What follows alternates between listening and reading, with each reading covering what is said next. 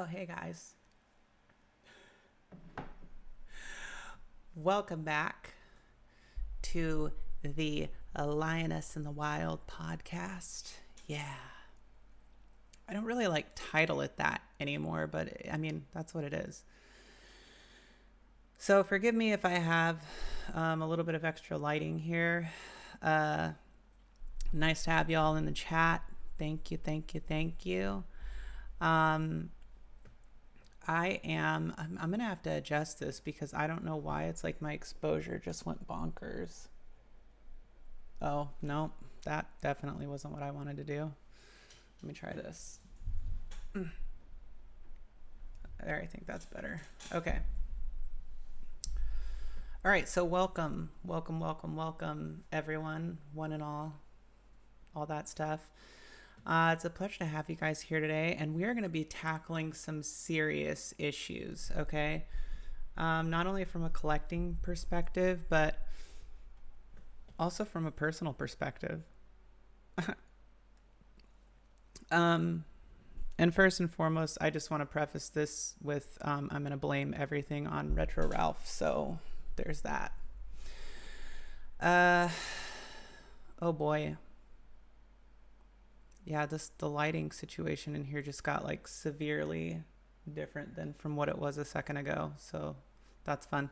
All right, so I've got some cool things to share with you guys and some things that some of you collectors may really appreciate if you don't already know about it. So I'm excited to do that. And Nova Sonic says, it's always fine to blame Ralph. Thank you. Thank you for that. I needed a little bit of justification for that. So now I feel better about myself.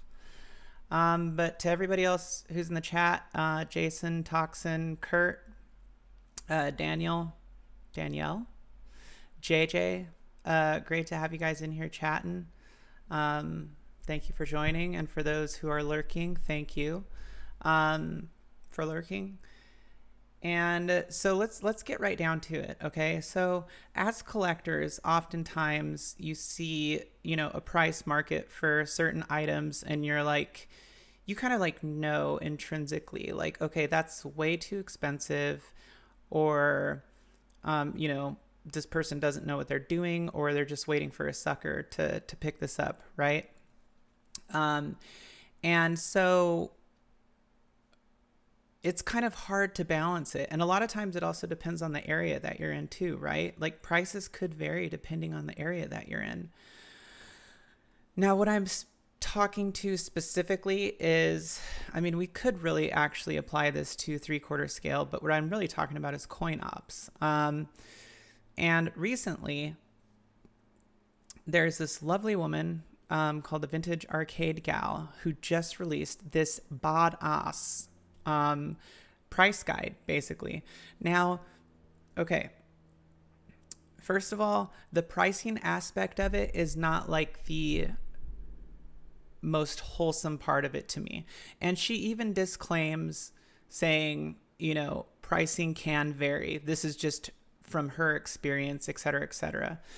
And so it's not so much the pricing as it is actually the fact that you have the information about these cabs, okay? For example, I have got a Tekken 2 cab that was a conversion kit, and the cabinet was originally a Kangaroo Atari cab, right? And it was converted to a Tekken 2. So with that, I, of course, got curious and wanted to know more about, did Tekken 2 ever have a dedicated cab? Tell me more. Let me learn more about Tekken 2 and what kind of cabinet it came in.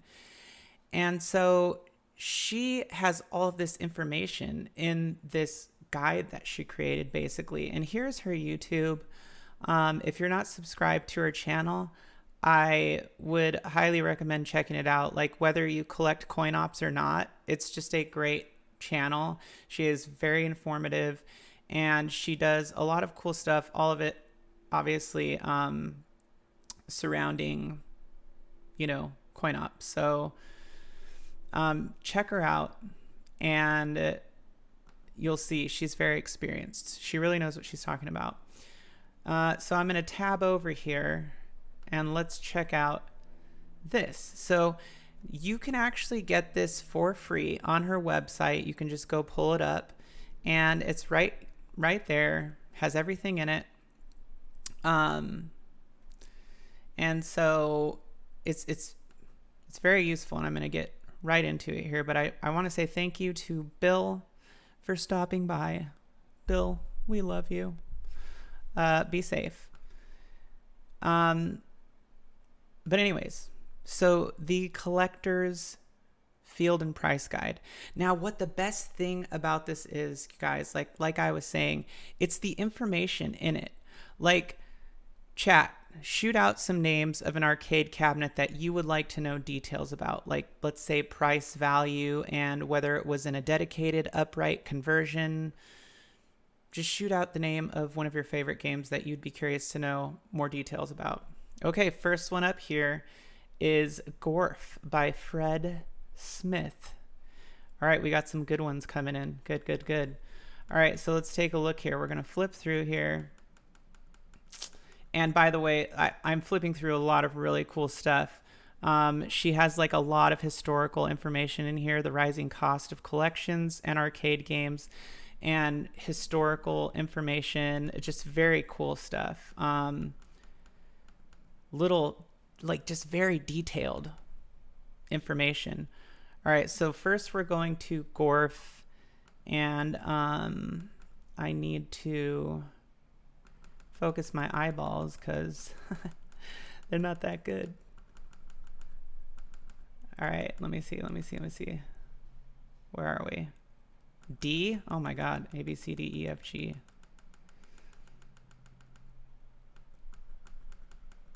I'm almost there. Look at this. I'm almost there. Here we go. So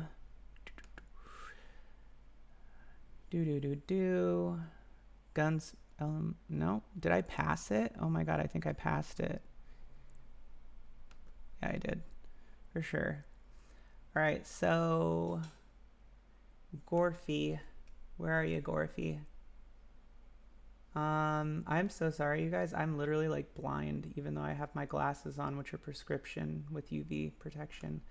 Maybe it's back. Here we go, Gorf. All right.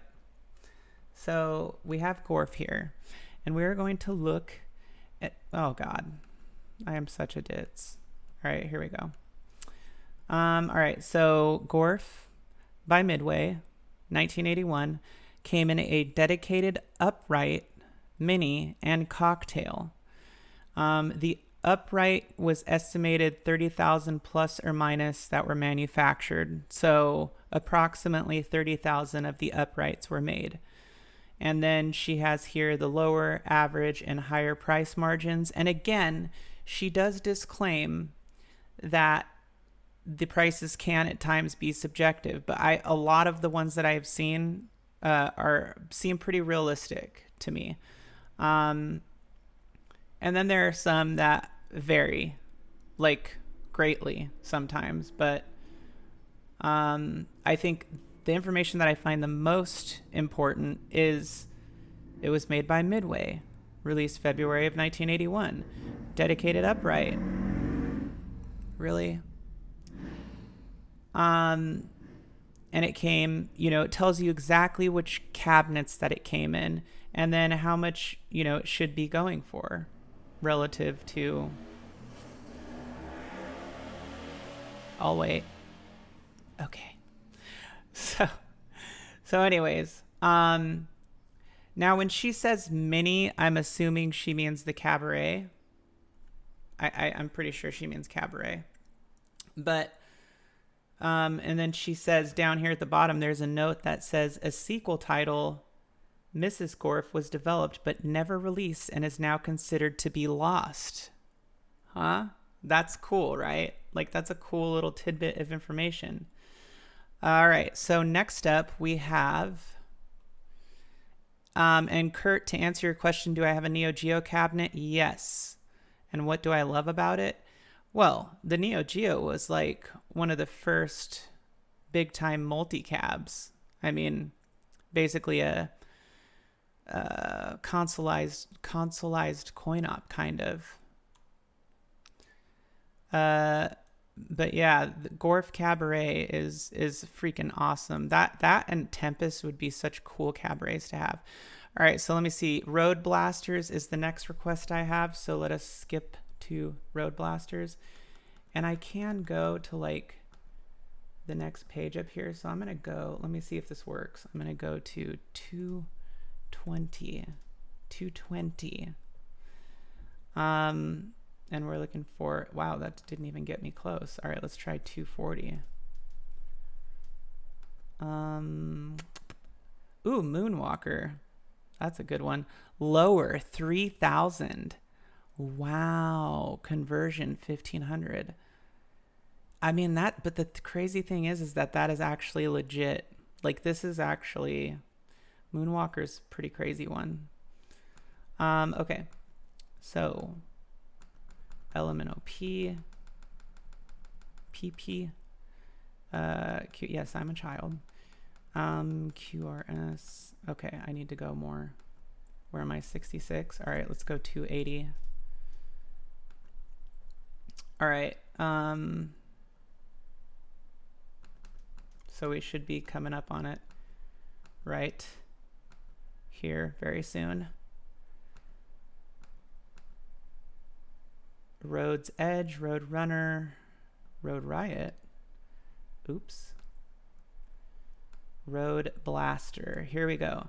So Road Blaster, Atari Games, March 1987, dedicated upright and cockpit System 1.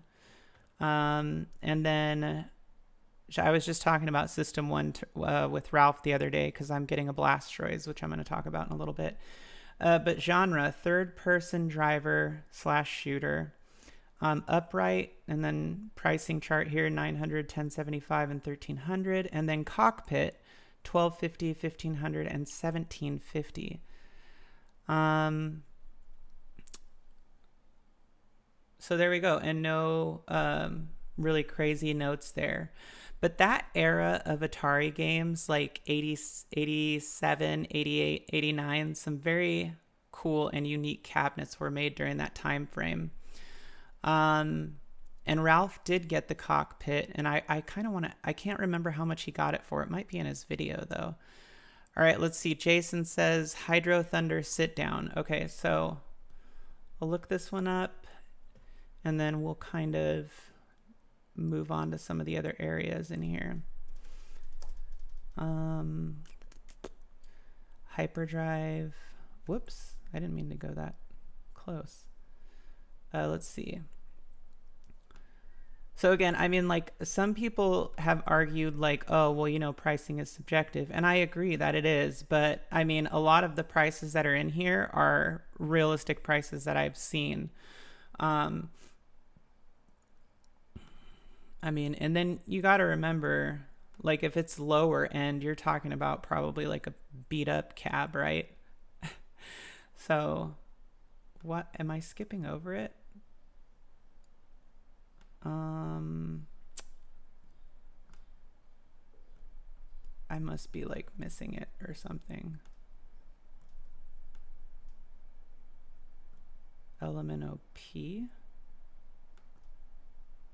Oh wait, no, I know what I'm doing. There we go. Hydro Thunder. All right, Hydro Thunder. Dedicated upright cockpit. Released in 1999, Midway Games. And she also talks about the lifespan of companies in here, which is another really cool historical thing that she has in here. But upright, there's an upright Hydro Thunder. Interesting. 300 on lower. Average 400 and 500 for higher. So cockpit 375 to 625. See, and I feel like that is one of those ones that's like, whoa, really? But then again, when I got my San Francisco Rush, I mean, I think I paid like 400 for that. So These are like collector prices. All right, we're not talking about, you go on eBay and these people are selling them for like any arcade cabinet for like $2,000 to $3,000, which is freaking ridiculous. But let me come back to the comments here and see what you guys are saying. And forgive me, I'm just trying to stay on track. Wow, this is pretty awesome. Must have taken a lot of time to put it together, and it's free, you say. Yes. Now, she does sell on Amazon, and there's a link on her website, a hardback and paperback copy of it. I think it's about $20-something for the paperback. But, I mean, I'm going to get one. Like, I really think it's worth it. I mean, just to have that book as a collector. And if anything, like, for the information that's in there, like the information that is in here is insane, like the amount of information and historical data. This is a good question. Professor Zekram, just curious, how often do you coin-op fans see Punch-Out and for how much? And honestly, I never see Punch-Out. If I do, it's usually in somebody's collection who's not selling it. So they're not easy to come by. Even the parts for Punch-Out are not easy to come by, like the PCBs and like the monitor components and stuff like that, because it's double screen for Super or Punch-Out, like crazy. Pibble says Punch-Out by me is $3,200 all day long. I mean, and there you go, like that, and that's a realistic price. That's a good price for a collector. Let's see. Terminator 2. Kurt, no problem. Pibble. Robotron Cabaret, that's a cool one too. That thing must go flying all over the place. Robotron in a cabaret, that's crazy. Let's see.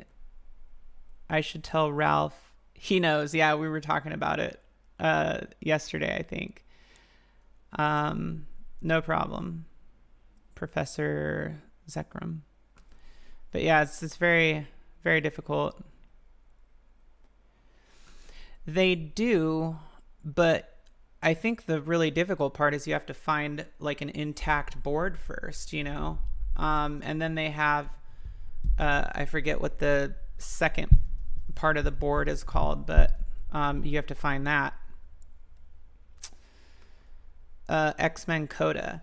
Yeah, well, and here's the interesting thing about that S3 is that it would not be difficult to build a Coda with actual like a cabinet and then just get a CPS2 Coda. We can even look it up real quick. I don't know if there's going to be any available, but I mean, I know that for something like that, all you need to do is find a Dynamo cab and with a good monitor. So let's see. X-Men of the Atom Arcade.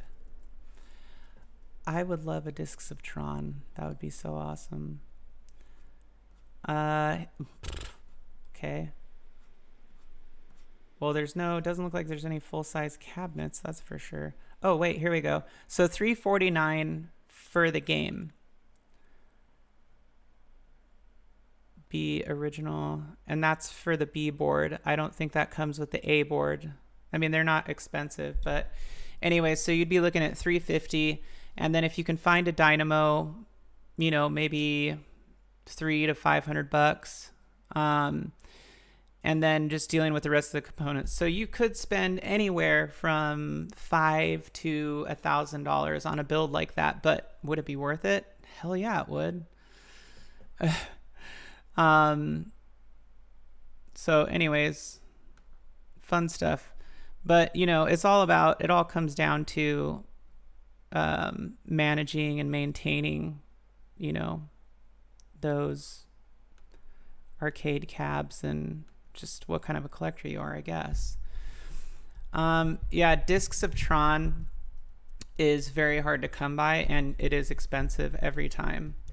I think I was talking to somebody about it being like he saw it for 3,000 in the upright and didn't get it and regretted it. And I'm like, yeah, I would too. I would have paid $3,000 for that because they're so stinking rare and they're such awesome cabs. I mean, not only from a technical point of view, but also from a game and history point of view. And the cabs are just beautiful. So anyways, Vintage Arcade Gal, check her out. She's freaking awesome. Give her a sub. Check that book out. Her book is available for free again on her website, which is vintagearcadegal.com. And then you're just going to scroll down and go to the price guide on her little menu up here, and you can see it. And then, of course, you can go online and order the print versions, which she has a link right here. So very cool, very helpful. We'll probably check out a couple more in here. And I'm going to kind of break off to the cab that I'm getting, which is a Blastroids cab. And now for those of you who don't know what Blastroids is, it was kind of like the unofficial sequel to Asteroids. And I'll actually pull up some of the info on it here. Let's see, Blastroids arcade cabinet. And we'll also take a look at it real quick. But this is, I don't even know. Let me see. Oh, there's TNT. Yeah. All right. So I'm just going to keep this down so we can scooch over here and check this out. All right. So this is a Blastroids cabinet. And one of the cool things about this cabinet is that the game was made in '88 and it has that Atari design to it from the 80s. So like the Paperboy style where it's on like a stand, and then the top half is kind of like bigger and houses the TV and control panel and stuff like that. So that's like, I think this is a System 1 game too. But anyways, it's just a really, really cool souped up version of Asteroids.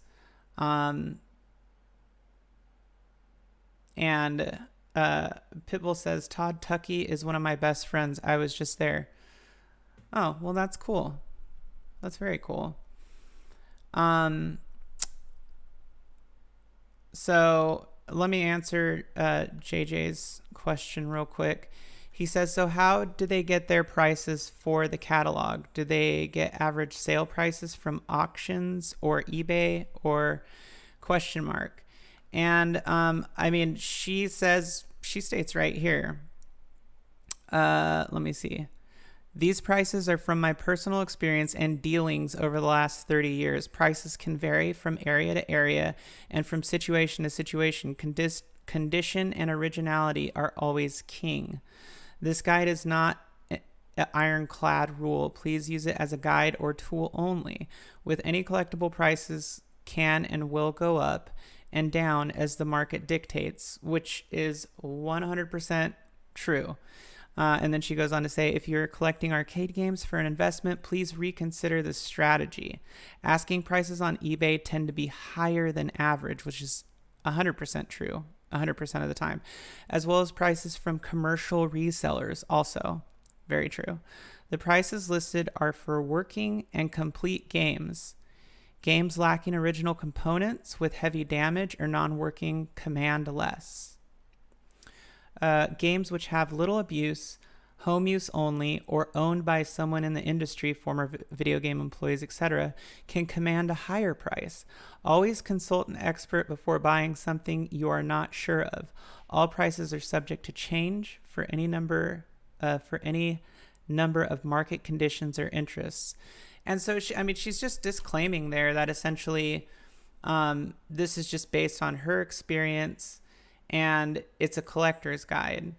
So, you know, again, I feel like a lot of this does go hand in hand with personal experience, which is why I say you can look at the prices and you can use the price guide in here.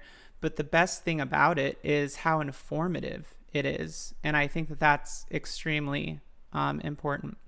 So I hope that kind of answers your question, JJ. I wouldn't rely on it for pricing, but from what I have seen personally, there's a good number of cabinets in here that reflect, like the pricing reflects what I have seen in the collector's market. And there's a big difference between the collector's market and what you see on eBay or some reseller's website that, you know, is selling arcades with LCD screens in them, for example. So yeah. Pitbull says, matter of fact, my son was just on his channel. He's talking about Todd Tuckey. When we were down there, his ran the gamut of versus Super Mario, very rare one he put in the vid on his site. Oh, that's cool.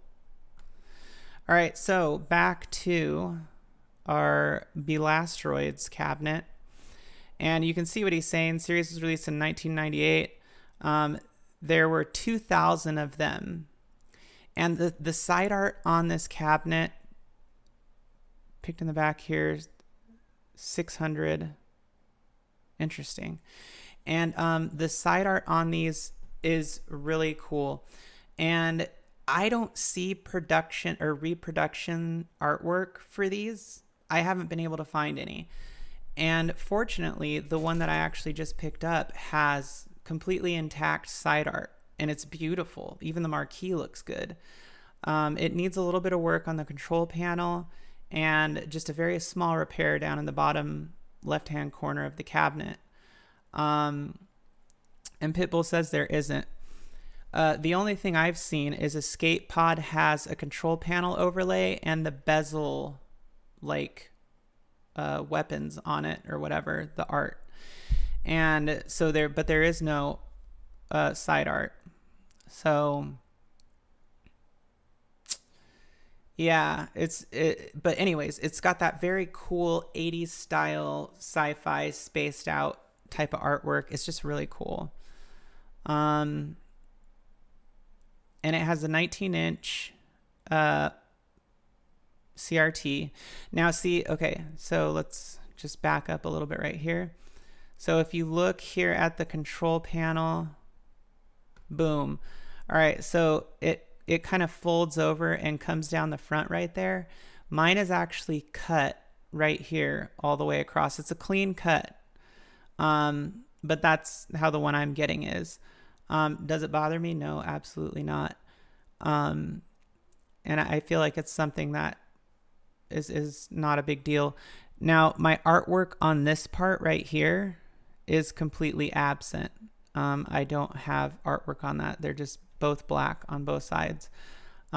So those are the two biggest discrepancies, I guess. So anyways, moving on. You can see down there it's got like the pedestal look, kind of like Paperboy. And it's just a really pretty cabinet. I love it. Now, more importantly, the game itself is so fun. And you can play 2 players, use the spinner, and there's 3 different ships that you can morph into. And then you can pick up weapons, get like double shot, and there's like 4 different levels of difficulty on it. It's just such an awesome game. I used to play this game all the time with my brother when we were kids at this mini golf place by where we lived. And they had like the best arcade, of course, because it was back in the day when arcades were still a thing. But anyways, it kind of talks about right there how your ships can change and stuff like that. So there is Blastroids. If you haven't been introduced to it, now you have. So I hope that you got a little bit of arcade history there. I managed to find one because of a friend. I found one in Vegas. And Vegas is about 4.5 hours from where I am. Give or take a little bit. But it's about 4.5 hours. And so he picked it up for me. He's got it out there, and I'm just trying to find a way to get it back to me. And that is the difficult part.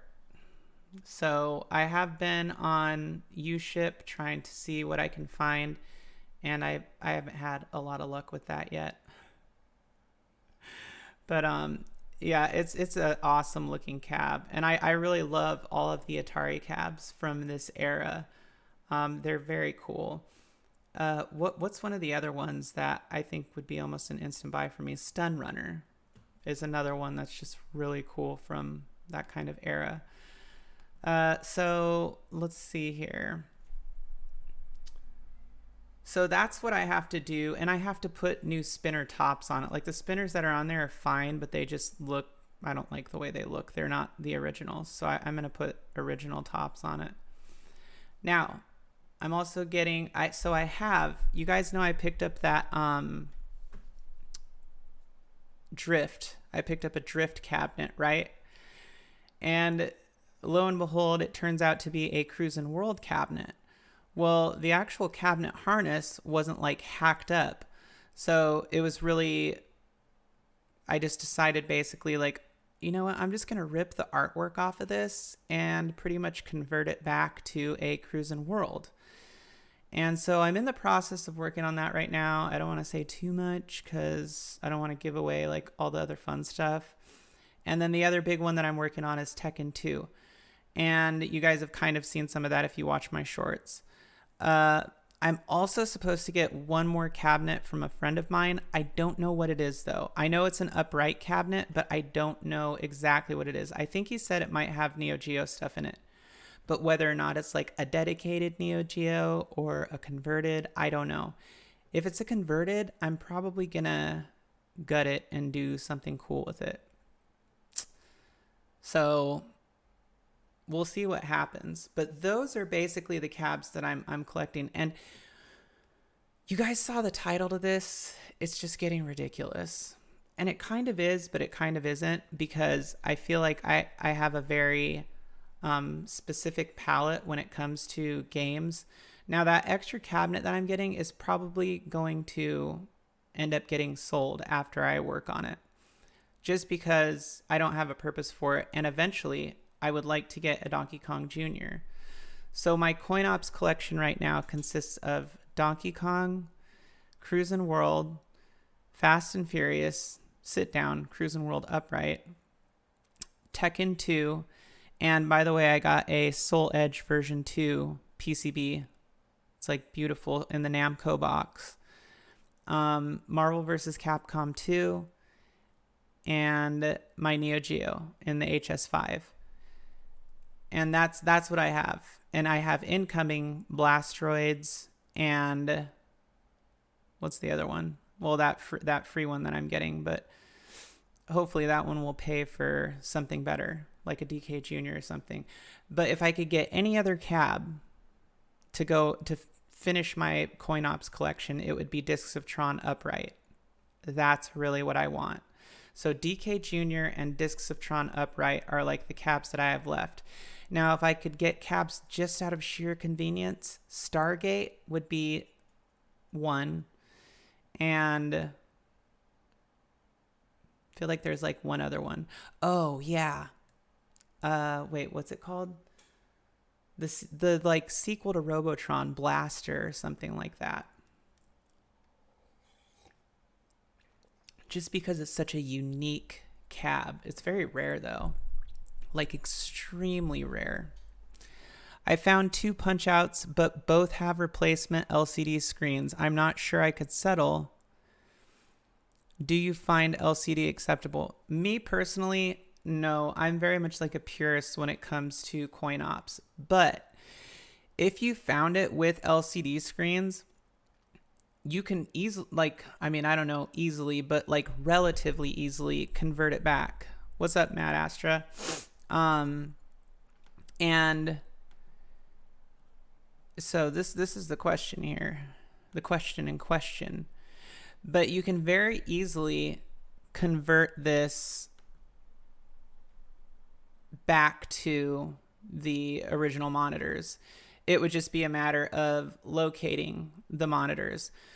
Ideally, with an LCD conversion, you usually just have like plugins that like change it to be able to use LCDs. So all you'd have to do is unplug those and put them back into the original monitor chassis, ideally. But to find a punch out, how much is it going for? I mean, I guess that would also make a huge difference.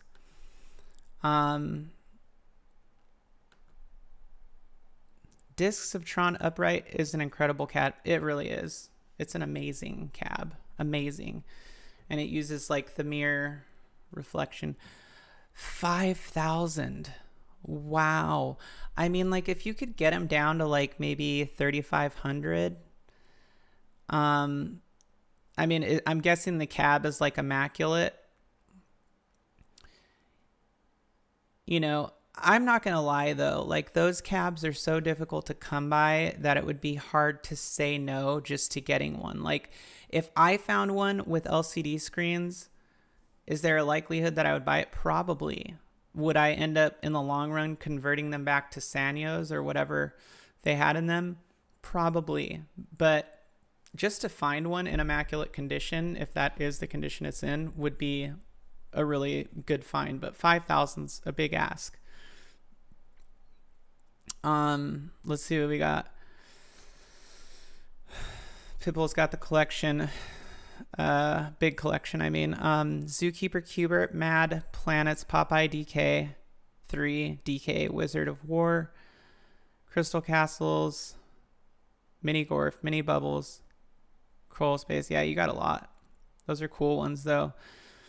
I really want to have a balance that kind of spans from the 80s all the way into like the early 2000s is kind of my goal as far as like coin ops goes. I mean, that's like really all I have room for, but there's probably crucial games in each era that are important to me. And Captain says, I'm snagging a working Bram Stoker's oh, whoa. Nice. For 2K, that's pretty darn good. Congrats on that.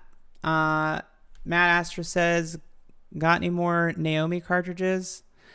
I haven't. So the only carts I have right now are Marvel vs. Capcom 2, Street Fighter 03, which is technically a hack, and Dead or Alive 2.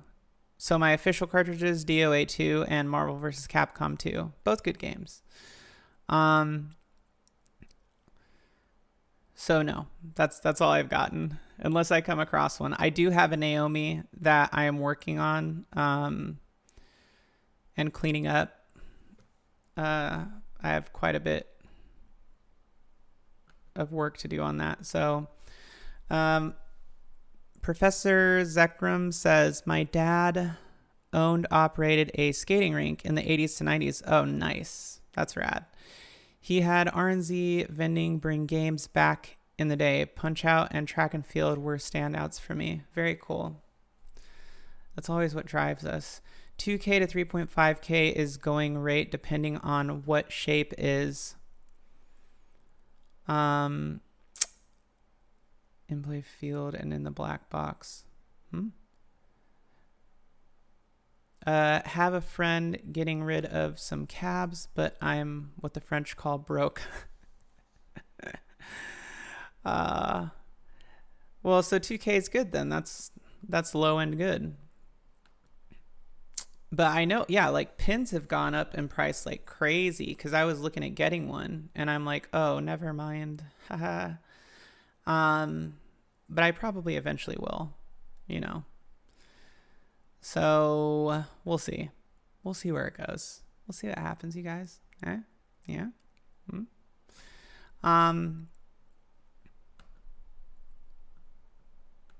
So back to the top we go. I don't even know what I'm talking about. But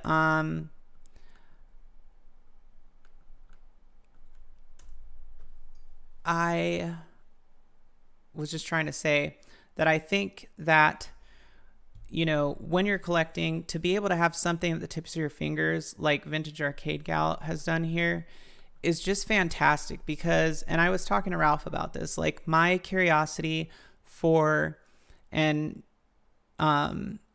he was just basically saying this to me, and then I was kind of like talking to him about it. My curiosity for any cab that I get is to know everything about it. Like whether it was just a conversion kit, or if it was a dedicated, or how many were made, whether it's rare or not. So I love the information that's in there. It's not so much about the pricing to me. Let's see.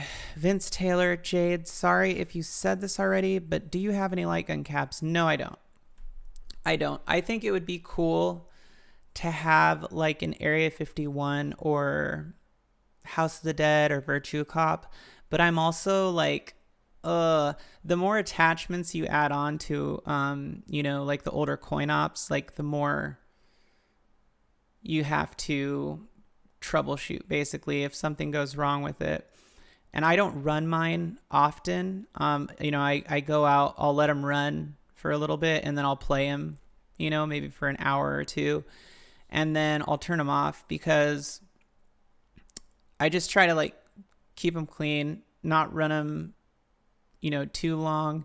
And especially if it's like hot and it's starting to get warmer now.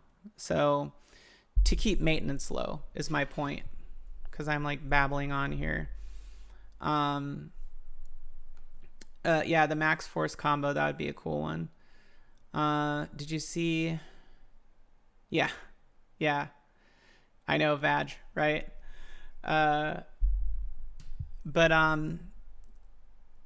It's just incredible to have something like that. And it's so beneficial to anyone who is in the coin op space, because it's real information that you can use to, it's not only for the pricing, like I said, it's to really identify like some of the specialties with some of these cabs. Like I had no idea there was only 2,000 Blastroids made. Very cool, right? So it's kind of like to find one, and who knows how many were destroyed. To find one, it was very exciting.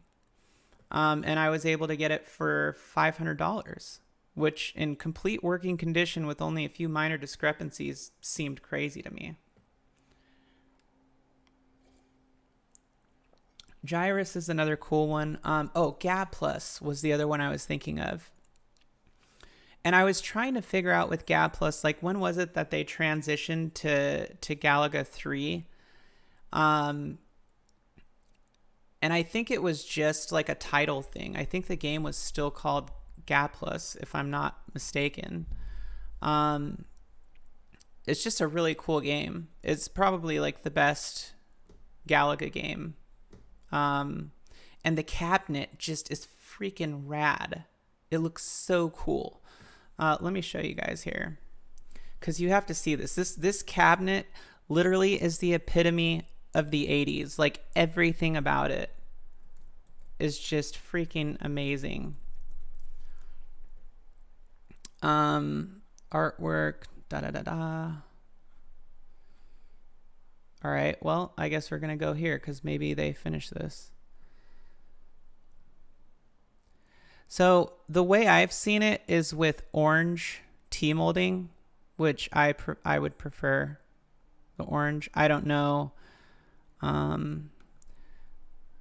So here's the artwork. Here's the side art. Now, on the original arcade cabinet, there was a white border that goes around the edge of it. So maybe that's why he used white T-molding. I don't know. But I mean, the artwork is just incredible. It's really cool. Oh, sorry, guys. I guess I should probably switch my views, huh?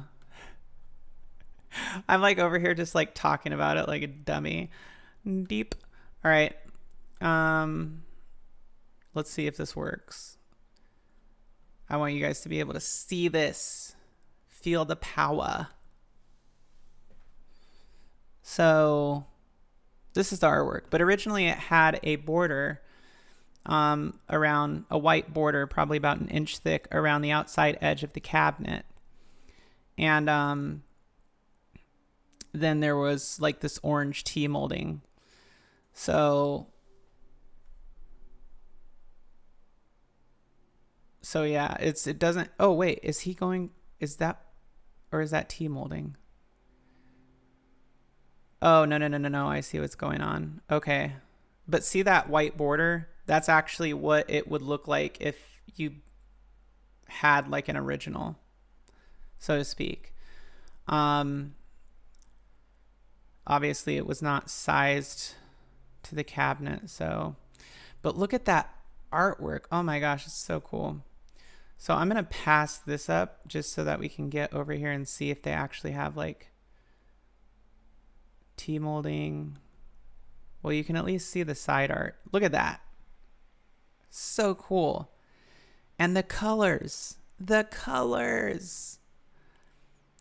artwork, the colors, just everything about it is so perfect. It's like just one of the most perfect cabinets probably from the 80s. And that and like Discs of Tron, I don't know, there's a couple that are just so good. All right, let's see. So here, piecing it all together.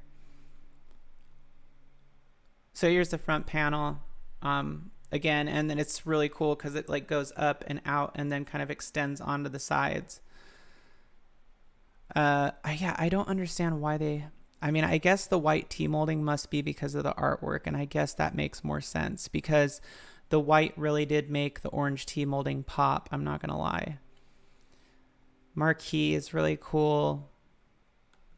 Just really such a beautiful cabinet. I know Cat Despera has one of these like in original condition with like even the instruction manual in it. So anyways, the main thing was I wanted you guys to see the artwork and just how the cabinet looks. It's freaking awesome. If you haven't played Gaplus, check it out sometime on like, emulated or something. Really cool. Let me see. I'm going to catch up on preserving them. Vince Taylor, light gun cabs. Yeah, I'm very, very much about that preservation, I guess.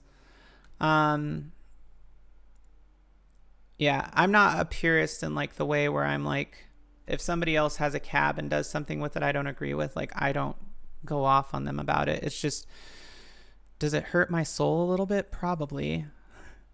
But it's okay because it's theirs, So that's just for me. I'm just a purist when it comes to cabs in my own collection and preserving them. Now, with that being said, here's an interesting point. Like I said, my Tekken cab is a conversion from Kangaroo.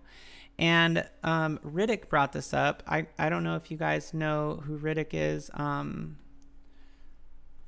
on. Let me see if I can pull his thing up here. Oh, wait. Hold on. Oh, God. Actually, I think I forgot. Riddick's, maybe it's like classic gaming. Of course. I'll never find it. It's riddled. YouTube is riddled with Riddick posts. All right. Well, anyways, Riddick's Classic Arcade Gaming. I have a couple of his videos in my community posts, so check it out. He's really cool. And let me scroll down here on the comments. But we were talking about how if you get a cab that was a conversion kit that happened in the 90s and, it comes to you kind of in like doo-doo shape, should you convert it back? And I don't think you should. I think unless that's your sole mission, I don't think you should. I think you should keep it as it is if it's working and just fully bring it back to life. you know, because I think that those conversion cabs have historical value to them. The fact that it was converted in the 90s, you know, from a Kangaroo to a Namco System 11, and the control panel was drilled, and everything was just set up to be a Tekken game because it was bringing in more money in the mid 90s. And so that's why they did it, right? So anyways, that's kind of how I look at it, that those conversion kit arcades actually have historical value as well. And to me, having a game like that that still has all the Atari stickers on the back of it, and you know what it was, but it's now, you know, what it was converted to in the 90s is cool, and it gives it even more of a story. So I really like that about conversion cabs. Now, if somebody took, like, let's say, if somebody took like a you know, a Gab Plus cab and then converted it to, like, right now, somebody goes out and buys a Gab Plus cab, right? And converted it to a Galaga, like, that's like a sin against humanity, in my opinion. So but that's the way that I see conversion kits. If they were done during the time period that they were in the arcades, they hold historical value. But if you get a cabinet right now and then you convert it, like, it's a sin against humanity. So that's just my weird opinion about that. But okay, back down here.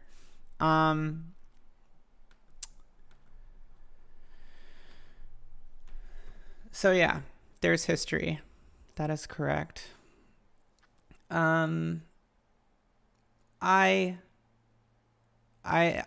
I am just really trying to, limit, kind of like just the way that I collect and everything. And I'm pretty specific. The Tekken cab was free, so of course I took it in.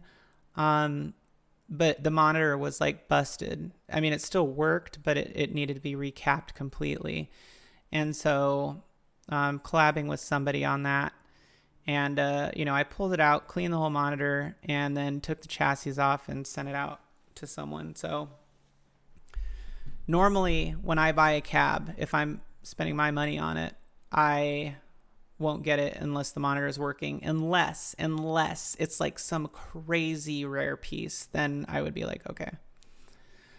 Let's see. Isn't that why Bosconian is hard to find? Always was converted to Galaga. Is that right? I actually did not know about that.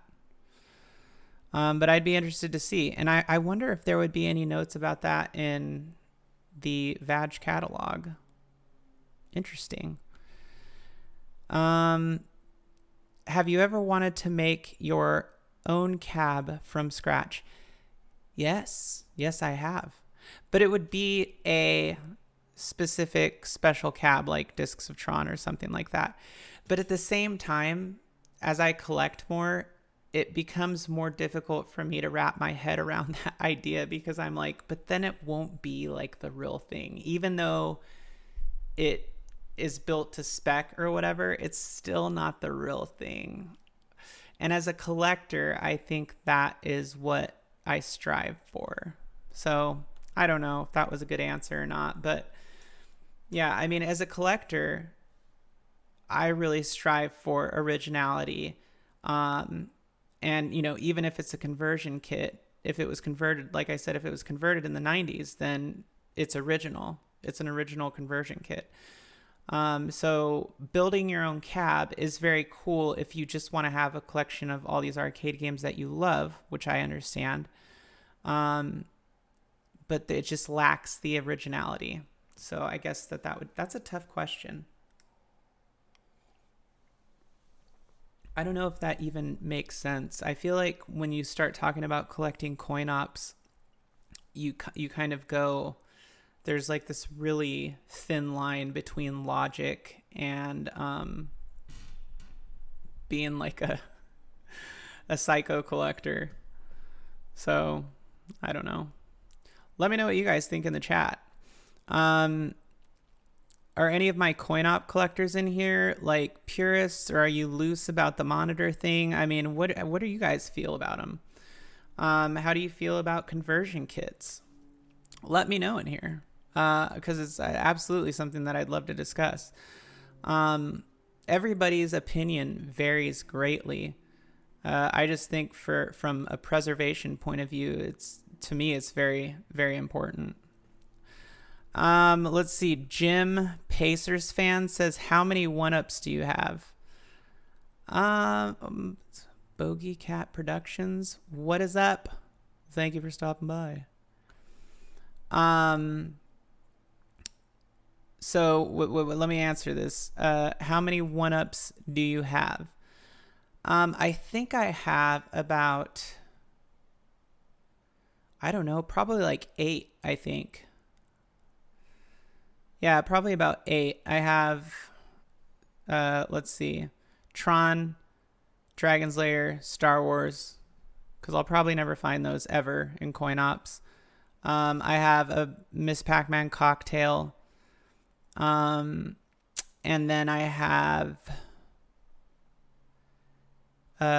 Big Buck Hunter, which I got on sale. Most of these cabs I got on sale. And then I have MVC2 and Street Fighter 35th, which is totally, purely just because I am a huge fan and they're like collector's items to me. Like, you know, the statues that people collect and stuff. And then I got the review unit for Fast. And then, well, I guess I have more than 8 then. I guess I technically have 10. And then I have Ridge Racer, which I also got on sale. And that was because it has Rave Racer in it. And there's no other home version of Rave Racer. And I loved Rage Racer as well. But Rave Racer is just a very unique and kind of cool Ridge Racer sequel that doesn't exist anywhere else. So thank you very much. Have you gotten any quarter arcades that you can compare to a coin op? Thor, can you reword that a little bit? Because I'm not sure if I understand the question. Quarter arcades that you can compare to a coin op. Because I'm thinking quarter arcades are coin ops. But I just don't understand. Sorry. But if you reword it, maybe I'll understand.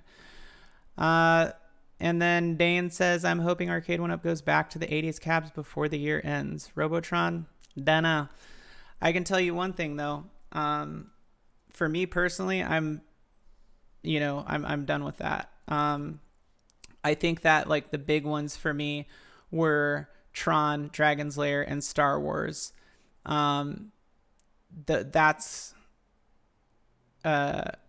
Those were like the really big ones to me. Oh, I see. Thor KC. Numbskull quarter arcades. I'll take that as a no. Yeah, I don't have any of those. I only have the New Wave toys. So I know Numbskull is cool. I just can't justify spending what I could spend on an actual arcade cabinet on one of those. Like, they're really cool. I just can't justify spending that kind of money on it when I could use it to buy like an actual arcade or something of that stature. So yeah, that's what he was talking about.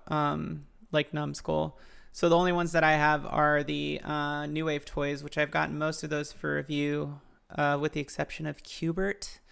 And they're cool. They don't take up a lot of space. So yeah. And then inside with my 1-ups, which are, that's like my convenient kind of play area, is my Donkey Kong. And then the rest of my coin ops are in the garage in a nice spot. I'm working on building that up this summer. So it's actually going to be against 2 of my walls now, because basically the amount of coin ops that I have is equal to the amount of 1-ups that I have. And I'm like, okay, that's That's enough. I can only take on 2 more. So that's why I'm getting very specific. Good night, Ellery. Nobody's getting the arcade one-up casino cades for their grandma. Make a great birthday present or Christmas present, right? Coin Ops, really impressed with my Pac-Man. Oh, that's cool. Yeah. Yeah. I mean, and that's another thing too. Like, not everybody can collect because of space and stuff. And that's completely understandable. You know, if you're short on space, one of your best options is definitely a good multicade, I think, in my opinion.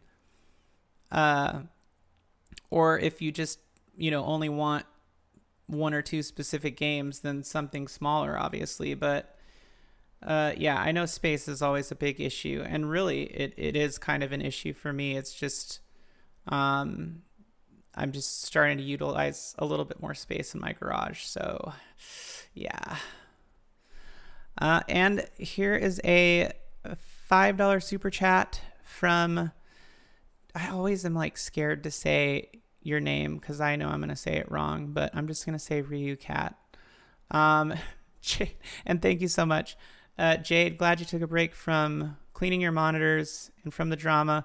I heard you say Robotron, that or a Midway twin stick cab is my dream. Yeah, it'd be cool. Somebody was asking about it though, and I'm just like, you know, as far as, and thank you again. As far as Arcade went up producing anything, I just really am not interested in being anywhere near that. And it's not just because of Arcade went up. Like, I just don't want to be near any of that. I like what I have. I'll put it that way. It's fun for what it is. I don't take it seriously. I do take, you know, collecting coin ops seriously because it's more of a, has more of a historical value to me, and it's, you know, everything to me is a personal investment, not like a, you know, return investment type deal. So Smart says I would get a Vuelix, but space, yeah, Vuelix are pretty, they're pretty space effective though, and they're good for multicading as well. But yeah. Okay, Mike. Cool, got it. From now on. And what's wrong with saying Bush? Nothing at all. Thorcase, he says, I suppose I could throw out all the cardboard building up in my garage and then I'd have room, but that is work. I have to stop procrastinating. Yeah. Danny Davis, what is up? Welcome to the party. Thank you for being here. And thank you everybody who's here right now and chatting. It's very nice. I'm glad we can talk about this. But yeah, so I think overall, you know, everything that I'm getting like moving forward is 100% going to stay on track with like coin ops type stuff. And just kind of working on that and like the preservation aspect of it. Like, I really do want to have more of a preservation aspect of it. Obviously, I'm still going to do like all the console stuff I was talking about, and stuff like that. So, you know, that's just going to be there. But just as far as like the arcades go and stuff like that, it's just going to be coin ops and then console stuff. Because I have a lot of console stuff. I can't wait to get to my like Dreamcast Sega phase. There's going to be some really good stuff because there's also going to be comparisons between coin ops and Dreamcast games. So that's going to be like really fun to do. And then some of the other things that I'm going to be hitting up are going to be like the Arcade Legends series. So I'm really looking forward to getting more done on that. Do you have a joystick or cabinet emote for subs? I don't. But that is one other thing that, and I like that. I'm going to work on that because I was just recently, I think I did a community post where I was talking about having or turning on memberships. And I will be doing exclusive stuff for those who do decide to subscribe. I just am trying to figure out tiers and stuff like that. And once I get that done, it should be ready and set to go. But I will remember that one, Mike. Thank you. There are 2 DK juniors within 5 hours of me, both around 1,500 with CRT. See, that's too much. 1,500 is too much to me. Like 800, 600, I'd pay that. But 1,500 is too much. That's cool though. Found them on Facebook Marketplace. Yeah, there's a lot of stuff there that goes back and forth between OfferUp. Thor KC, oh yeah, coin ops versus Dreamcast will be good. Sometimes Dreamcast wins. True story. Danny says, I did a lot of the coin op stuff for years. It just got hard moving them around. Yeah, and it does. Like, I mean, you really do have to have kind of a solid amount of space, and then like you're kind of set there, you know? So I totally get that. Love my Dreamcast. My favorite console though was the Sega Saturn. Yeah, I love the Saturn too, and its poor little underpowered heart. I was just so saddened by the fact that it couldn't play like Virtua Fighter up to the same scale that like the arcade version was. That's what I was really like. It was little things like that with the Saturn that were a disappointment to me. But then on the other end, it was the only console that had a RAM card that would allow you to play games like X-Men versus Street Fighter almost, you know, arcade perfect. Danny says, wow, 1,500 for a DK. Bought mine for 25 to 20, and then sold it for 100. Yeah, it's crazy. I agree. It's crazy because I think that it's one of the Dreamcast MVC2 is awesome, Professor Zekrom says. And I think that the fact that it had all the extra modes in it and everything, and it was pretty much a pure port of the Naomi version, is what made it better. It really was just very refined. So the Creamcast. I had a friend who actually used to call it that because we all thought it was so great. That's funny. Cream of the crop. Yeah, times have changed. No, it's crazy though. The market right now is wild. It's kind of volatile for coin ops because for a while they were getting like very expensive, and now that the economy is kind of like in the shiter, you know, it's a little bit more competitive. It depends on where you're at too though. And then sometimes you just get really lucky and find some really cool stuff. But generally speaking, I would say that that everything is more expensive now. But it's strange though, because it's like, you know, people who sell coin ops and over ask on the price. It's like, what are you doing? Either you don't know anything about coin ops, or, you know, and you're just trying to make a quick buck, or you're really like looking for a sucker to pay that much money. Cause man. Yeah. So, Mike says, if anyone wants to build an arcade display around Dreamcast, look for import game stores around East or West Coast. I bought a 2-player joystick for $50 for my DC and get a CRT TV as well. Yeah. I mean, I have mine hooked up to my CRT TV, and then I have the arcade stick, like the actual Dreamcast arcade stick. So that's cool. I'll stay in the room, but gotta get a shower in for guest showing in a bit. Oh, nice. It's always fun. Guests playing games and whatnot. So yeah, anyways, just to recap a little bit, if you just got here, we were talking about Vintage Arcade Girl, aka VAG. It's a great acronym. And her awesome arcade video game collectors field and price guide.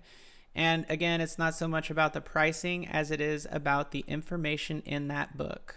So it's very, very cool. Sorry you guys had to see that. We were looking at Gap Plus here. And if you want to check out her website is vintagearcadegal.com, and then her YouTube is just Vintage Arcade Gal. She's awesome. Major cool things with coin ops. Very experienced. Really knows her stuff. Let me see here. Where am I going? I don't know. All right, so let me catch back up here. Thor says, so I now have both the 2019 and 2023 Star Wars A1-ups. Do I sell one and be financially... Yeah, I don't know. I mean, I guess it just depends on what you want.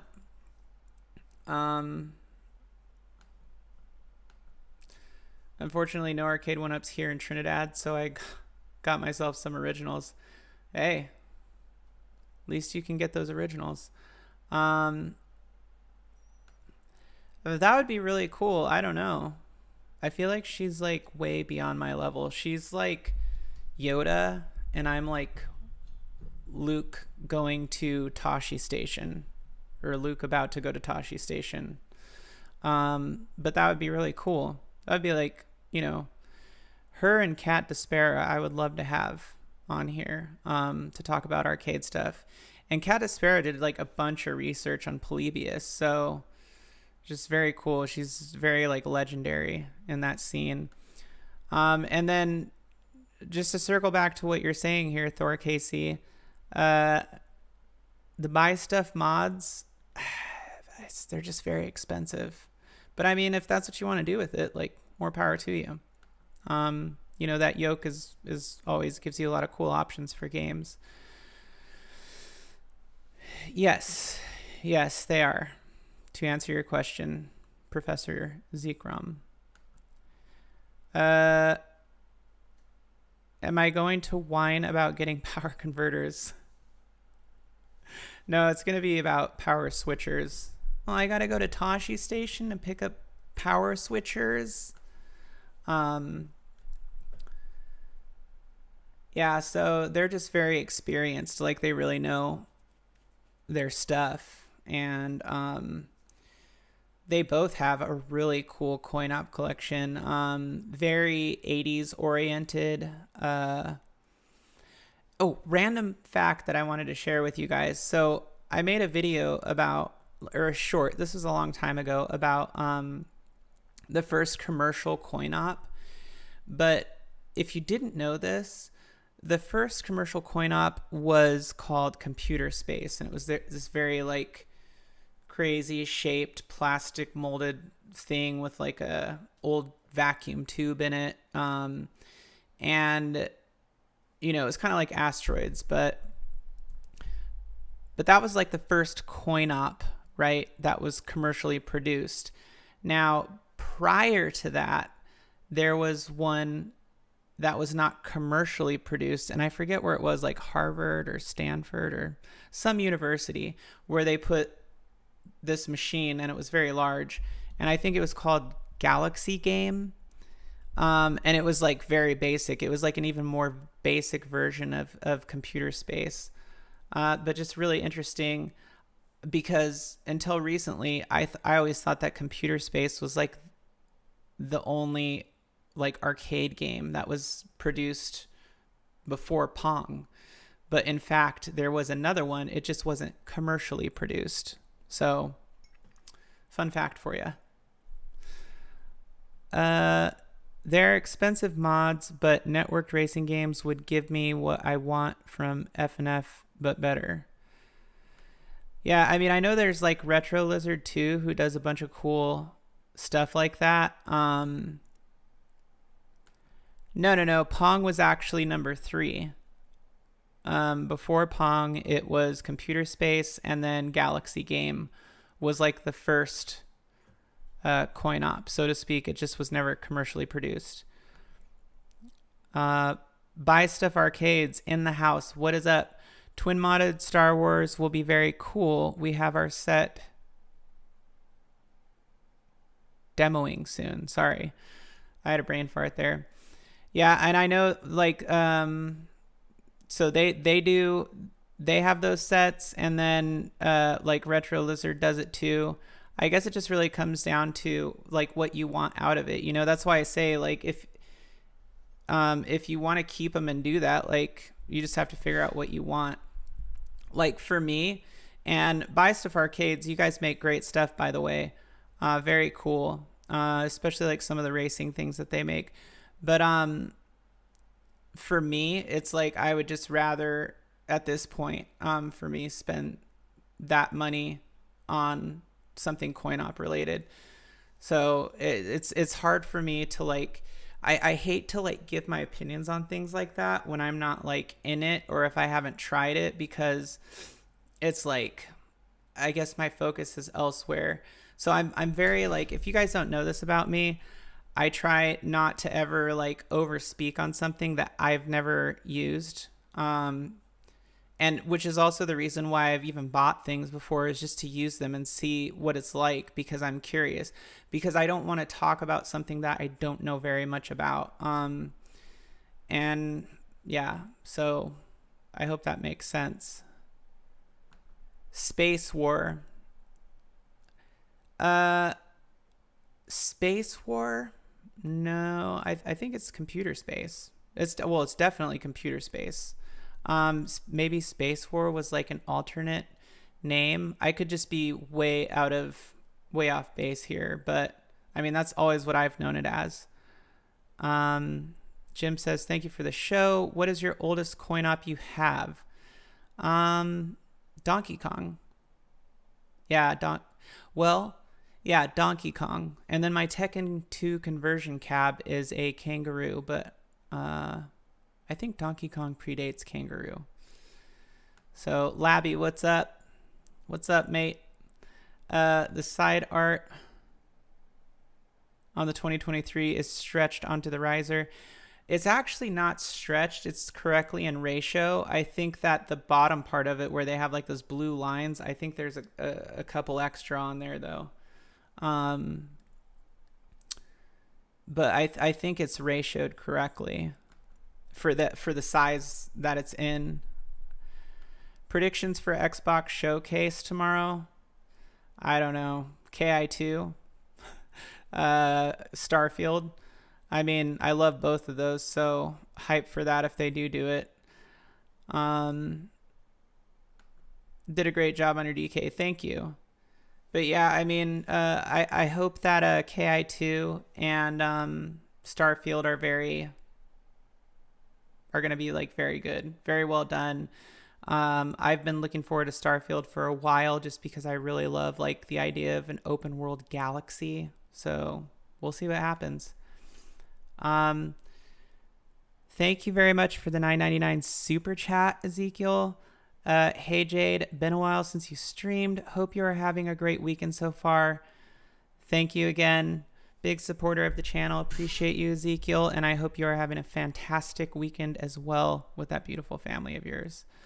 Thor KC says, Buy Stuff Arcades. I'm keeping an eye and very, very interested. Just financially stretched at the moment because I have to get some plumbing work done. That won't be cheap. Oof. Plumbing work. That's not fun.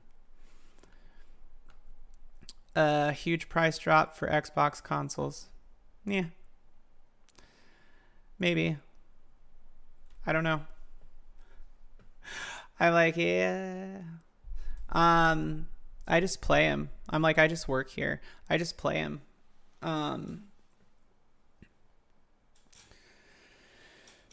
I did notice, though, that PlayStation has a couple games that might be going or losing their exclusive licenses. Will still be on PlayStation, but just will be losing their exclusivity. And I know that like Horizon 2 is one of them. Also the cat game Stray, and a couple other ones. So, which is cool because, you know, then it'll be going to other platforms, potentially Xbox. I don't know about Horizon, but Stray maybe. Although if they say that Game Pass is now not limited to, maybe it will. I don't know. I guess we'll find out. But then there's always Steam. So yeah, PC gaming's pretty cool. Not something I talk about a lot though. Xbox, PS5, barely use my Xbox now, especially since got my PSVR. Yeah, see, I have VR on my PC, so I would never do it on my console, but I know a lot of people like the PSVR. Stray was really fun on PC. Yeah, I have it on PS5. And it's a neat game. It's very different. Very different. You know, I've been saying this for a while. These companies need to stop making separate consoles and just come out with something, you know, that basically a system or some sort of console that is more powerful, that is a uni-platform, and, you know, they basically have rights to their own licenses still, but the profit is shared on the console area of it. But you know, the likelihood of that happening is null. I doubt it will ever happen, because most gamers are gonna have a PC setup, or you have like strictly PC gamers, but most gamers have like a piece, either both consoles or a PC setup and two consoles. With controller support, I like gaming on PC. It integrates well with Steam and Xbox. Yeah, I think like PC is preferred. The one reason why I find it appealing to have a PlayStation is because of the exclusive titles. And there are some games that still have never got past PlayStation. For example, Shadow of the Beast was a huge one. Huge. Shadow of the Beast was big for me. And there's a couple other that are definitely, you know, worth mentioning.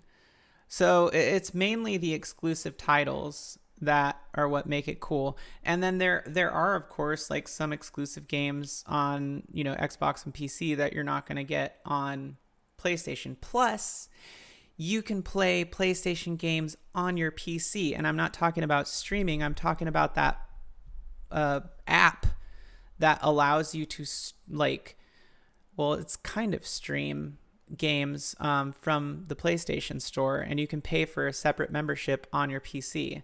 Unless they got rid of that. Did they get rid of that? Does anybody know?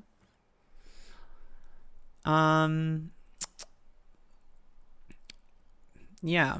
So I don't know.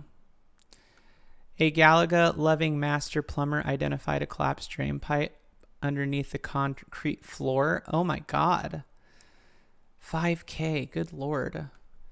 Live reaction Xbox showcase tomorrow. Nah. It would be like me eating hot Cheetos and being like, yep, all right, okay. Nothing to see here. With controller support, I like gaming on PC. Oh yeah, I think I read that. One good thing, only thing now really, is the Xbox Store has a lot of good apps. PS5 don't. Yeah, well, the Xbox Store, yeah, a lot of good apps, but they also have games that you're not going to get on PS5, like GoldenEye, Killer Instinct 1 and 2, the Rare Soft packs. I mean, there's a lot of stuff that, you know, historically that's there too that you can cross-play, or not, yeah, well, yeah, console cross-play from like the older Xboxes. So that's another thing that's cool about having an Xbox, is that you can, in fact, play older Xbox games. There are a lot of exclusives. It's just that they're older, you know? And that's where I think the big difference is. between Xbox and PlayStation. But that's also where the value is in owning an Xbox. And I mean, for the price of Series S, and if they drop down to $199, that is an incredible deal. Like, that is a steal. That little system, for what it is very powerful. It's very cool. Okay, let me see. Skyrim. Are they coming out with another Skyrim still? Or Taco Mukbang? Yeah, it's too much work. I spent all my money on coin op stuff. What's up, Mike? Mike, sorry, I have to differentiate now because we've got Ryu Cat, who's Mike, but Mike Hawkhurts. Mike Hawkhurts says, I have both PS5 and Series X, and I have not bought a single Xbox game since it launched. Only use Game Pass. Oh, there you go. Yeah, Game Pass. I play PS5 95% of the time between the two. Yeah, I mean, it just really comes down to what you want to play, you know? And I will admit that often on Xbox, I'm playing older games, or I like to play GTA 5 on Xbox. But a lot of time I'm playing like backwards compatible games and stuff like that. So yeah, I think I have gold. Yeah, that's what I use. I use gold. 'Cause I don't play enough like new games to pay for Game Pass.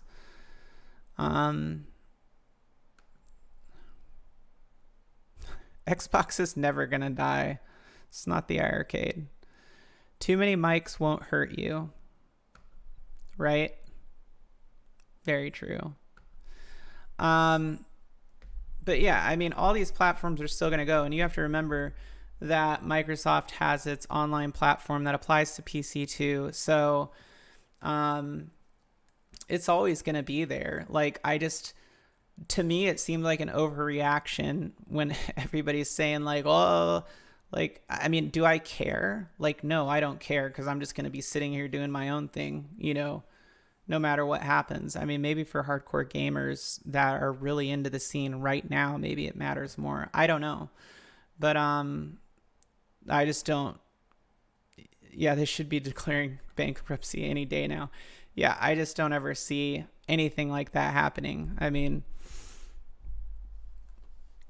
they're just both kind of doing their own thing in the same arena still. So, although I will say this, Sony was there before Microsoft was, so they do have the upper hand.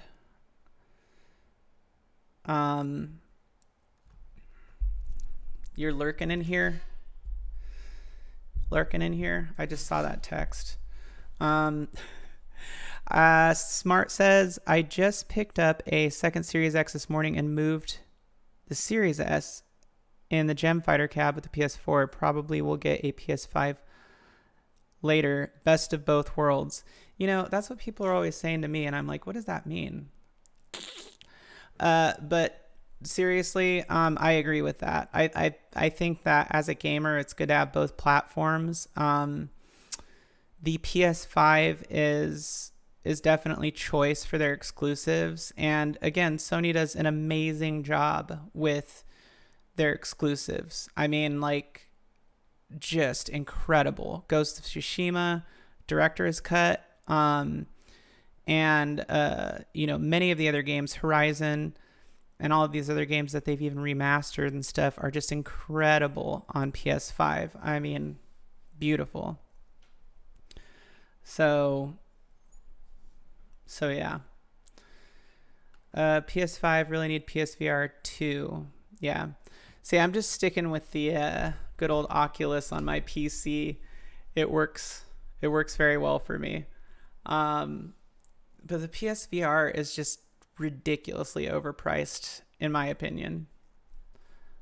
Labby says, Series X is the first console I didn't get. Felt like I was burnt getting the 1S, 1X, Cyberpunk 1X. Maybe Starfield will turn me. I don't know. Yeah, I mean, I feel like, if anything, if you felt burnt by it, like if the Series S price drops to $199, snag one up. Because, I mean, that's going to give you what you need to get what you want out of it, so to speak.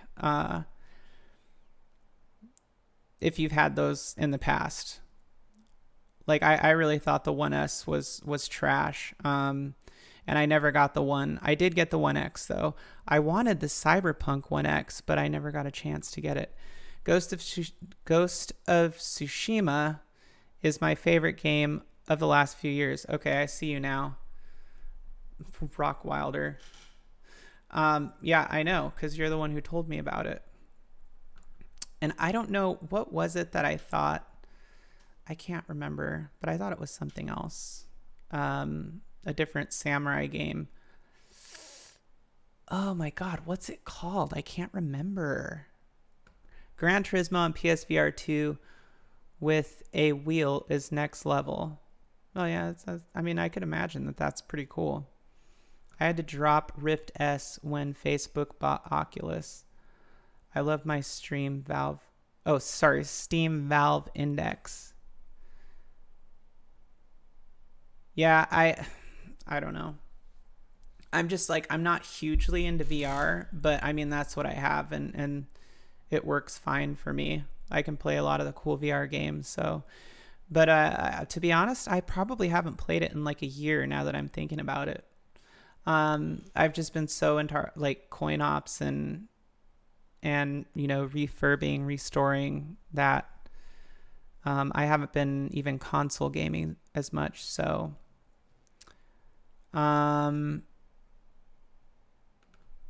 oops. Professor Zekrom, yes, 19K Fox built a really incredible looking Gran Turismo cab. That's it. Why are you doubling up in here, weirdo? But that's it. It is Sekiro, which is really good on the Series S and X, I believe, because it has like the upgraded frame rate. I had just gotten a 1X when the series dropped. PS4. The PS4 Pro is still a good console, and so is the Series X. If you drop a what's it called? If you drop a solid state drive in both of those, incredible results. Really incredible results. But yeah, I don't know. I mean, they're probably both slowly kind of like dying off, maybe, kind of.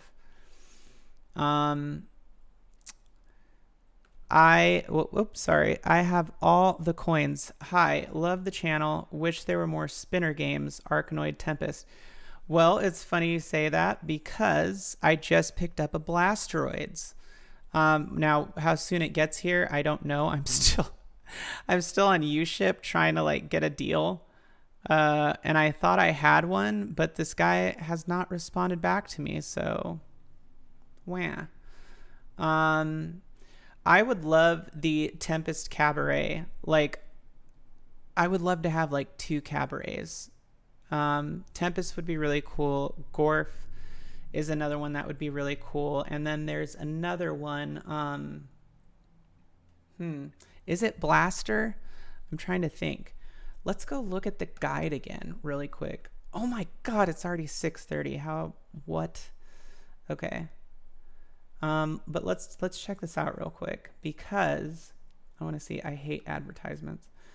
All right, I want to show you guys Blaster because Blaster is kind of like, I made this joke that I was like, I wonder if Blaster was once in an unmarked black arcade cabinet, in the 80s.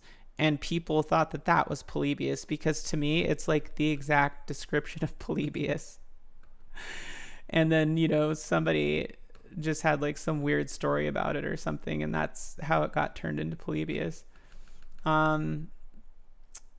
Anyway, again, if you guys haven't checked this book out, Vintage Arcade Gal, go to her website, vintagearcadegal.com, and check this out. You can buy it in paperback or hardback. Very, very cool. Let me see here. So I think it's Blaster. Yeah, here it is, Blaster. So if we go here and we look, Whoops. Oh no, it was Duramold. That's what it was. Ooh. Duramold is so gross. I would never own a Duramold. I don't care how rare they are. Let's see. So they had this is an 83 game. They had a dedicated upright Duramold plastic cabinet. If you guys don't know what Duramold plastic cabinets were, they were basically like recycled plastic that Williams Games made. Like they did like Sinistar, Blaster, maybe Defender. I don't know, probably a couple others. It was just a terrible, terrible thing that they did. I don't know why they did that. But it's cool and unique, so I guess there's that aspect to it, but they're just so ugly. Like, they're god-awful. So you had a wood upright, which would be this one, and then the cockpit, and then the plastic Duramold. Let's see. I'm going to show you guys, because if you haven't seen a Duramold, I want you guys to see how ugly they are. Duramold arcade cabinet. Oh, here you go. A blaster. Oh my god, it's just horrific. It basically looks like a giant trash can with a marquee on it and a CRT in it. Like, who thought that that was a good idea? We're going to turn this recycled plastic into a giant trash can design and put an arcade game in it. This thing's in really good condition though. Oh my god, you guys, I didn't switch my views again, did I? Really? I am literally on fail central today. Okay, here we go. So here's the giant Duramold trash can arcade, as I like to call it. Now, Blaster was the sequel to Robotron. It was supposed to be like a sequel to Robotron. So anyways, this thing is just, it literally looks like a trash can with a marquee and a CRT in it. Like, it looks like something that Oscar the Grouch would live in. I mean, who thought that was a good idea and why? Well, rust, rot, and it floats. True. Yeah. But is the ugliest thing you've ever seen. Now, maybe if I had never seen actual wood arcade cabinets before, I just would think it's cool. So there's that. But yeah, they're definitely unique. As far as being unique, they've got that going for them. But Blaster, yeah, is a really cool game. Let's just check out that real quick, and you guys will see why I was saying, like, it makes me think of like what Polybius would have been, because it's just kind of wild. All right, here we go. So Blaster, sorry, I can see your guys' comments. I just can't pull them up right now. Oh, here we go. Boom. Yeah, it's just like wild though. And this is a game from 83. So when you think about like the time frame and the way that this game actually looks and plays, like it's actually pretty wild, like in comparison to a lot of other games. That's so crazy. But yeah, I mean, I've just like, maybe Williams like put this in the arcade in an unmarked black cabinet as like a beta test, and people were just addicted to it. And then they released it as Blaster. But the legend was Polybius. I mean, there's a lot of like flashing lights and colors. Boom, look at that. Oh my God, flash warning. But look at that. That's crazy, right? That's crazy. So,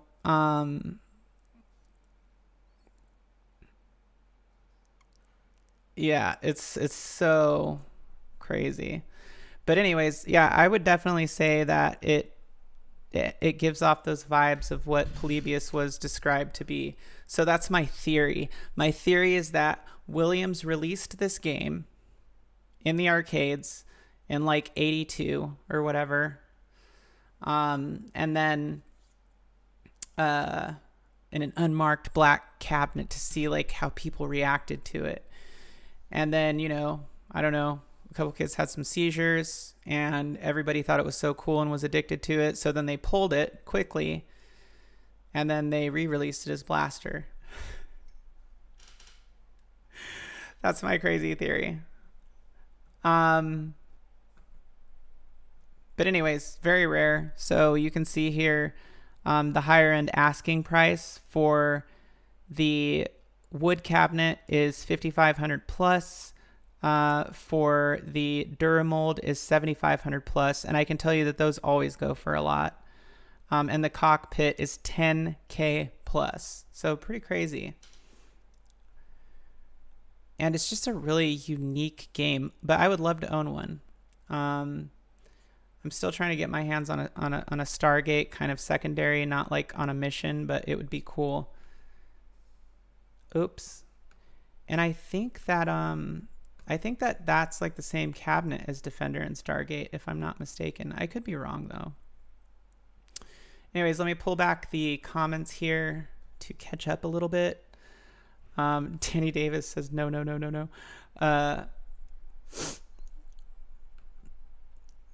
Alan's Ageless Arcade, what is up? Really cool, right?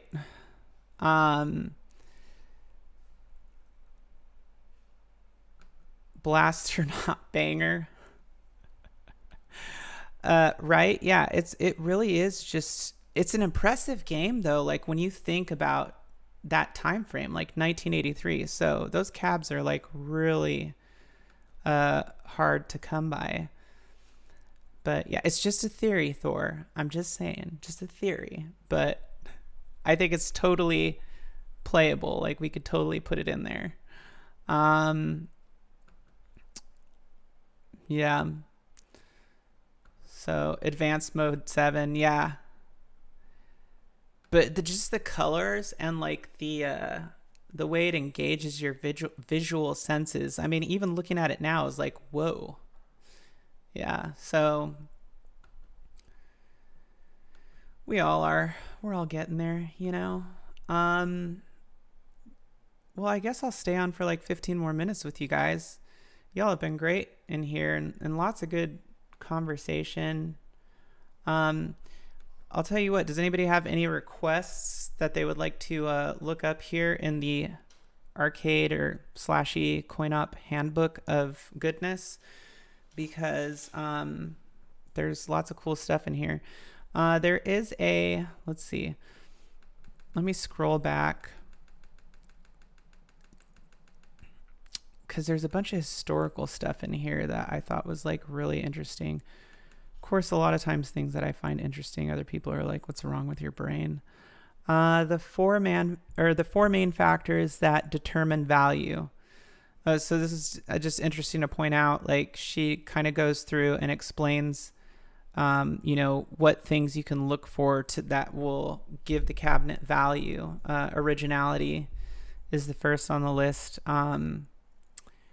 Cabinet and controllers, CRT versus LED.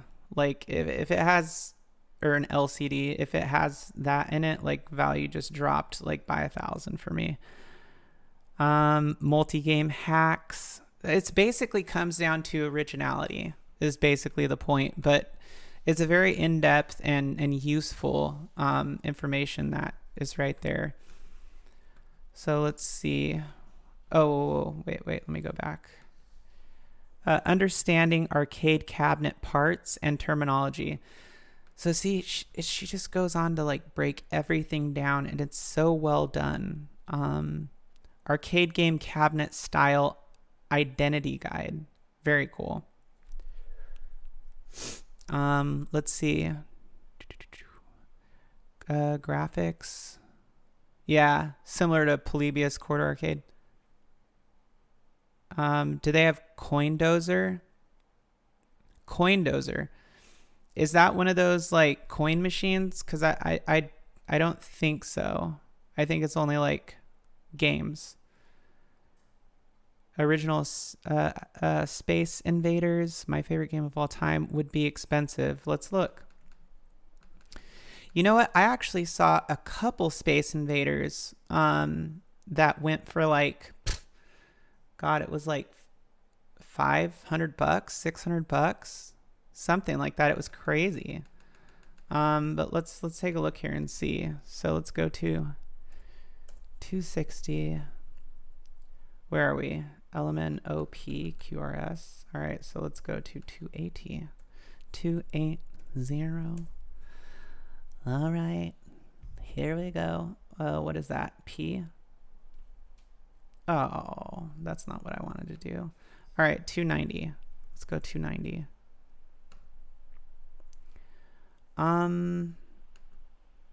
Get a little closer here.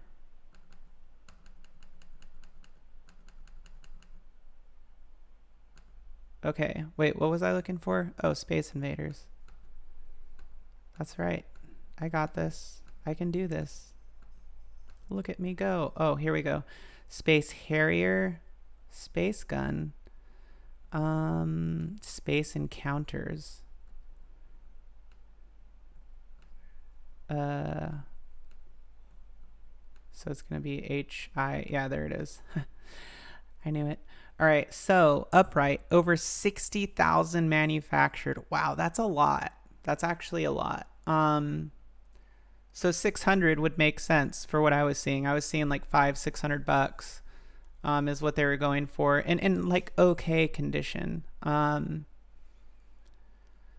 of the top 50 historically important games, which she has another section that talks about like that. So that's what she's referring to. So it's cool. So Space Harrier. Let's see. So it came in an upright, which I don't know if 60,000 manufactured was just for upright. Oh, that's just for the USA. And then it came in a mini trim line, which is Taito, and then Cocktail, all of which are below $1,000. So very interesting. Note, one of the 3 most important arcade games in history, along with Pac-Man and Pong.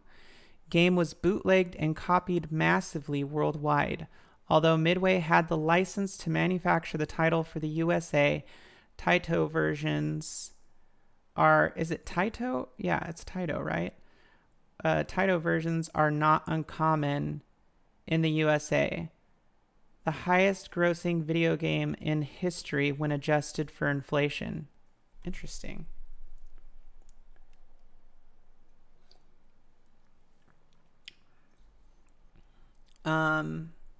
But yeah, I mean, I saw 2 or 3 of them going for between $400 and $600. So, I mean, that's pretty accurate. And then it says higher end is close to 1,000. So there's obviously enough of them made that they're not like uncommon. I mean, for me to see 3 of them in the last, let's just say 3 months, in the last quarter, I guess would say like, yeah, they're fairly common to come by.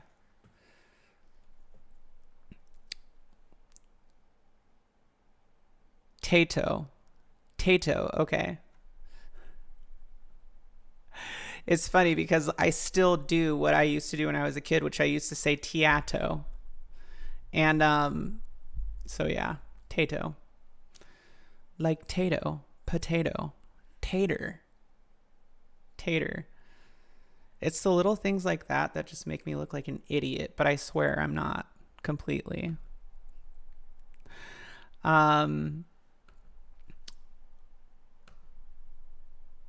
Yeah, there's crazy.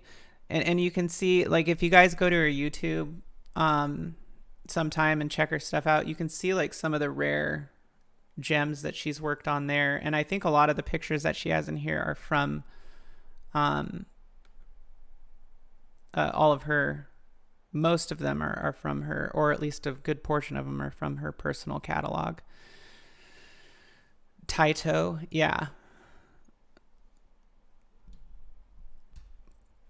Apparently Space Invaders was so popular it caused a coin shortage in Japan. I've heard that before. That's a cool point to bring up, though, Bogey Cat. So, yeah, but very cool. Again, if you guys haven't had a chance or haven't heard of this, haven't had a chance to look at it, go to vintagearcadegirl.com. This is her new unofficial price guide. And again, like the coolest thing about it is just all the information that's in there. It is so cool to read a lot of the historical information that's in here and just see her take even on the pricing for this stuff. But most important to me is the factual stuff that she has in here, like release dates, what form factor it came in, and things like that. And I actually reached out to her to ask her about Tekken 2 because, and I think I forgot to talk about this, but so I was telling you guys at the beginning of the show, I have this Tekken 2 cab. It was converted from a Kangaroo, but it was converted in like the mid 90s when the game came out. And in here, she says that there was a dedicated. And so I'm going, I cannot find anything about a dedicated Tekken 2 cab. And she goes, yeah, it came in an HS5. And I'm like, really? And she's like, yeah, some of the companies would contract out to have their dedicated cabs just come in HS5. And sure enough, not long after that, I found an HS5 Tekken 2 that had a Namco sticker on the back. And it was set up a certain way, and I was like, okay, well, there it is. So it's just really interesting. And I didn't think about that because during that time frame, you know, I mean, you can go back and look at the Dynamo flyers, and they've got all the different designs on there and stuff, you know. So they had like their different sets of Dynamo cabs, and the HS5 was a very common one to find. But companies would actually say, hey, we have this game coming out, and then they would basically, you know, contract a certain number of cabinets for that game, and that would actually be their dedicated game if they did a dedicated version of it. And then, you know, as more games came out along the line, they only had conversion kits. So I think, for example, like Street Fighter Alpha 3 was one of those ones that was only in a conversion kit. And I think 2 as well. I'd have to look at that, but actually it's right here. Let's check. Let's take a look, you guys. Street Fighter Alpha 3 was conversion kit only. And then we had 02 or Alpha 2 was conversion kit only. So there was never an official Street Fighter Alpha 2 arcade cabinet. And this brings up a good point, okay? If they were selling conversion kits in the 90s and you get a cabinet that is, let's say, a midway cabinet or some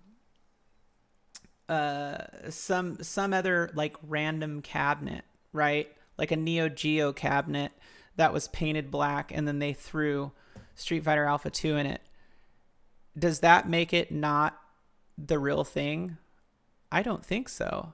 I think this goes to show that for these companies that were releasing conversion kit only games, that if you find one that was historically converted at that period of time, you know, in the 90s, that it does give it a sense of authenticity. I mean, that's just my opinion, but that's kind of like the way I look at it. And by the way, I would just love to own one of these Street Fighter 1 cabs. I mean, I'm not like a huge fan of the game. I kind of am, but not huge. Like Street Fighter 2 way more. But this cabinet is so freaking cool with the big giant buttons. Like, it's so cool. It's so vapor. Like, it is so vapor. Anyways, I love it. Like, that is the coolest cab. So they had like an HS1 and then they had this just wild looking cab. So yeah, I absolutely Love this cab. If I found one of these, I would definitely get that, like, if I ever find one, because they're so unique and just so cool and very historic. Very historic, aka the wrist breaker. Yeah, the HS1 was definitely more play friendly, but that one is just so freaking cool. It's so cool. But anyways, yeah, that's kind of like my take on conversion kits, So any games that get re-released from that time frame, like, I think it's going to be pretty difficult for anybody to justify, to me at least, like, that they're not in the right cab. Were there preferred cabs? Certainly. But there is no wrong cab for a conversion kit.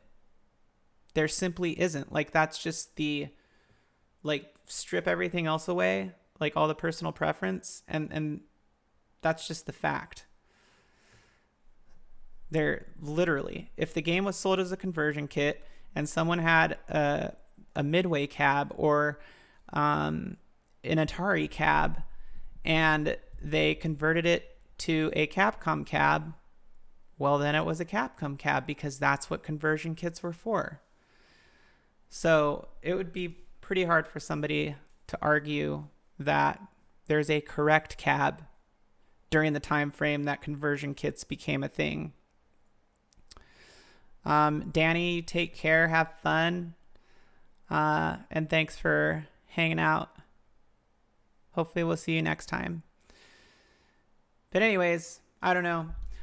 We got a couple minutes left. Let me know what you guys think. Do you guys think that during that time frame, in the 90s, when conversion kits were really big and the whole purpose of them was just to make, coin ops more efficient for owners and for, people who had arcades in their shops?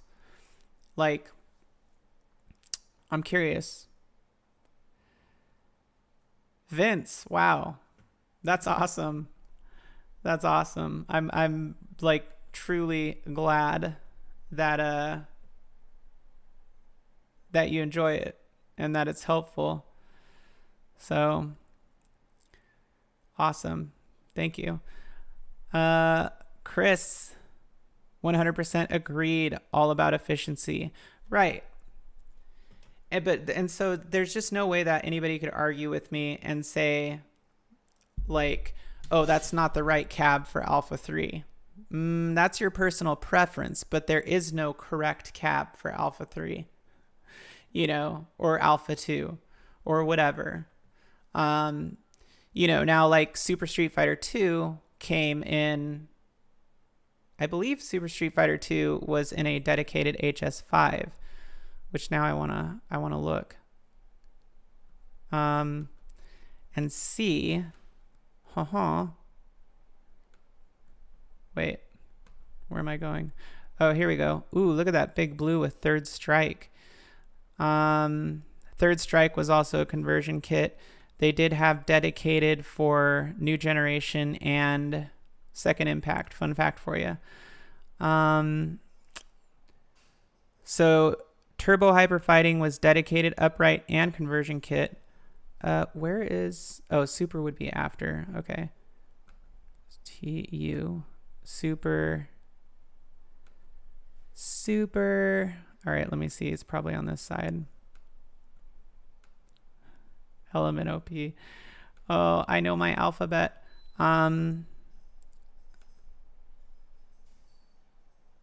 There. Let's see. Super Street Fighter 2 Turbo conversion kit. Boom. Super Street Fighter 2 Turbo was only a conversion kit. Super Street Fighter 2 The New Challengers was a dedicated upright, and I'm almost positive that that was an HS5. That's 93. So I'm almost positive that that dedicated upright was an HS5.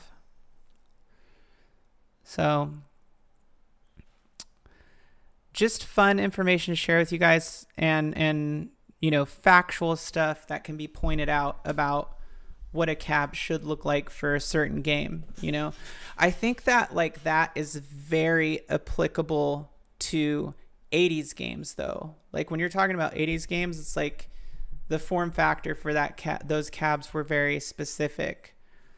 You know, but when you get into like the 90s, and there were conversion kits like I think in the late 80s, but when you get into the 90s, it's like there really isn't very many games that you can say like, oh, that's what that game was supposed to be in. Especially when you can see here, it was only sold as a conversion kit. So, and it's interesting because she has, so Super Street Fighter 2 Turbo in a big blue cabinet, and she gives you a price range. And then she says other upright cabinet styles, which means even, you know, HS5, HS1, whatever you might find them in. And I'm telling you, you'll see these in some weird cabinets too. But it's 7:01. It's been 2 hours. I don't know how I always end up going for so long, but I do. And I just want to say, okay, well, real quick, I just want to tell you this because actually, the first, their like beta cabinet that they ever did was actually a Street Fighter 1 cab. So, fun fact for you. If you've seen my John D interview, he actually talks about that. And that's what pulled him in and kind of kickstarted the company, was his interaction that he had with Scott Backrack and how that happened. So anyways, thank you for being here. And I hope y'all have a great rest of your weekend. And stay safe out there. And it's summertime, so hopefully some of you are getting some R&R, maybe kind of a little bit. But have a great weekend, you guys, and thanks for joining me. And until next time, I will